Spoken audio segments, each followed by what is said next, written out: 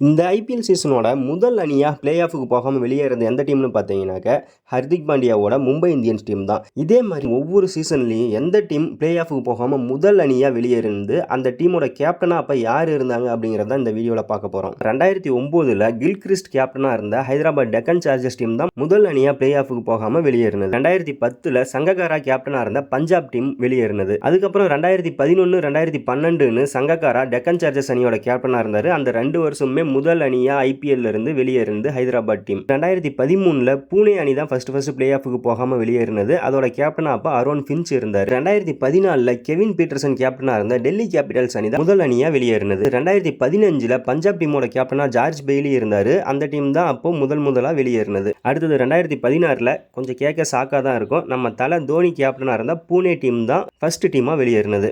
அடுத்தது 2017 கிங் கோலி கேப்டனா இருந்த ஆர்சிபி. 2018 ஸ்ரேயஸ் ஐயர் கேப்டனாக இருந்த டெல்லி.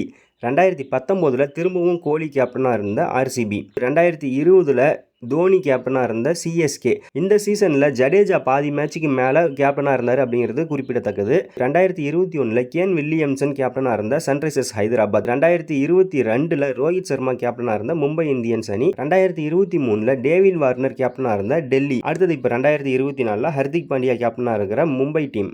இந்த மோசமான சாதனையில் முதல்ல இருக்கிற டீம் எதுன்னு பார்த்தீங்கன்னாக்க சன்ரைசர்ஸ் ஹைதராபாத் மற்றும் டெக்கன் சார்ஜர்ஸ் ரெண்டும் இணைஞ்சு 4 டைம் ஐபிஎல் சீசன்லேருந்து முதல் அணியாக வெளியேறி இருக்காங்க.